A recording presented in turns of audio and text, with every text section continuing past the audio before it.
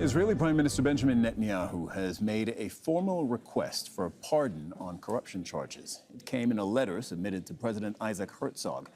Netanyahu has been on trial on charges of bribery, fraud, and breach of trust in connection with 3 separate cases. He has repeatedly denied any wrongdoing. And earlier this month, U.S. President Donald Trump had sent a letter to Herzog, formally urging him to, quote, fully pardon Netanyahu. Al Jazeera's Noor O'Day is in Ramallah covering this. She's in the occupied West Bank. So this feels like a big development, Noor. What do you know?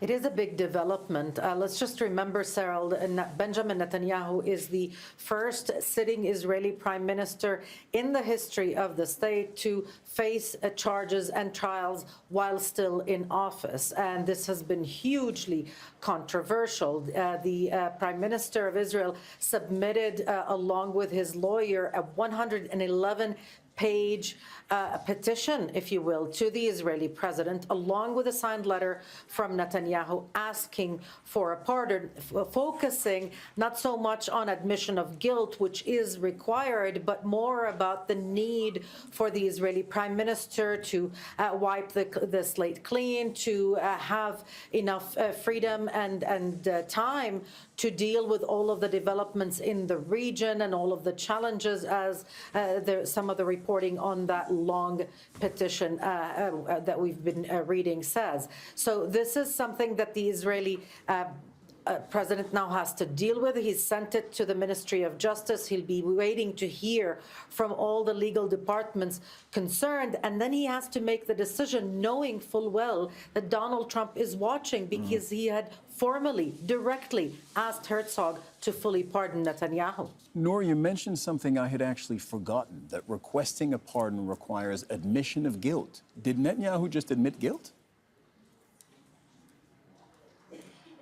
Well, indirectly. I mean, technically, legally, of course, he is innocent until found guilty. And usually, most of the time, petitions like this are filed to the Israeli president after a guilty verdict is passed. This is unusual in all of the circumstances surrounding it. Netanyahu doesn't want to completely admit guilt, but he wants to wipe the slate clean. He does not want to continue going to the court every day and having to pull a stunt every other day to get out of the hearings early. And so this is something that is a top priority for Netanyahu and his allies in the Knesset. And Noor, Netanyahu faces multiple legal challenges beyond the one main corruption trial that makes most of the headlines. Is he asking for a pardon for everything? Yeah, he wants a legal and political rebirth, if you will, Cyril.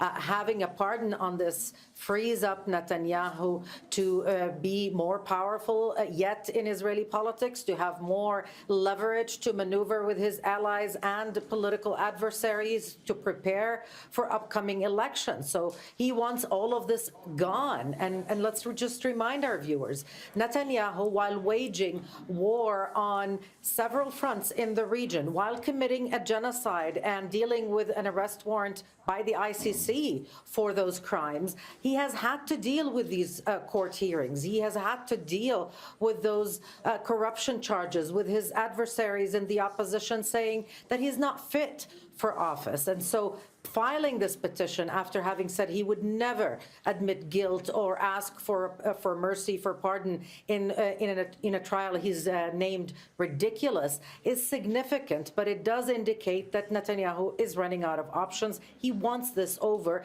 and he's counting on the White House for all the support that he needs to make sure that that happens. Noor O'Day reporting from Ramallah. Thank you very much, Noor. Yossi Beilin joins us. Yossi, you're a former Minister of Justice in Israel, and you're in Tel Aviv today. Your reaction to this? Well, it is a very significant development, which apparently shows that the court will not exonerate Netanyahu. He understands it, in my view, through the very tough questions that he is confronting in this stage of his trial. And as your reporter said, he sees no better option than to renege on his promise never to ask for pardon and asking it from the president. The question is whether the president will pardon him, will not put any strings on this pardon, and that we will see in the coming weeks. What do you mean by strings on the pardon? For example, I believe that if a pardon is given, and it is really crazy that a prime minister of Israel is having to face the court 3-4 times a week. But it doesn't mean that he has to be exonerated because of that. I mean, it is a good reason for him to resign and to defend himself. But for example, if the president says, okay, I'm giving you pardon, and you can continue your function as a prime minister, but in 11 months, when we have the next elections, you will not have the right to put yourself as a candidate. That, I believe, is something which is reasonable. Or maybe other things that he can say, but you're not allowed to do A or B. Just to tell him you are free, especially since he is not admitting any crime. He doesn't, by the way, you said before that in order to get a pardon, you have to admit that you breach the law. This is not the case. This is the norm. In most of the pardons, the person who is facing the trial is saying, yeah, but I admit that I did something and I ask for your pardon. But it is not the law. So the president may free him even if he is not admitting anything. But I must say that looking at his letter to the president, he portrayed himself as a kind of a Jesus. I mean, he is taking upon himself all the heavy burden of going to the trial and asking for stopping this trial, although he would have otherwise preferred to prove his innocence, which I believe is nonsense. Yossi, you've been in government. You know Israeli politics. Do you think Benjamin Netanyahu would ask for a pardon if he didn't think he'd get it? Yes, I don't think that he knows exactly what will happen. It has nothing to do with my experience. The whole situation is so unique. It never happened before that a prime minister has to appear in trial for bribery. It's really awful, really awful.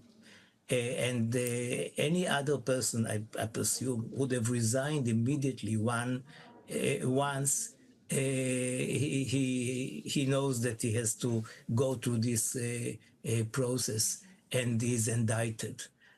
But Netanyahu did not do that and believed that he could drag the trial for a long while and to be prime minister and to testify in the trial, and he can't do that. It is impossible, and this is why he's doing it. I'm not sure that he got any promise that if he asks for it, he will get it. And the involvement of President Trump is very strange. I mean, Yossi, it is an Israeli pause there for a system. second. This is where I wanted to take you. You remember, of course, that this whole conversation about Benjamin Netanyahu possibly asking for and possibly receiving a pardon was given new life when the U.S. President Donald Trump addressed the Israeli parliament, the Knesset. I want to listen to it together. I have an idea. Mr. President, why don't you give him a pardon? Give him a pardon. This was some 6-7 weeks ago.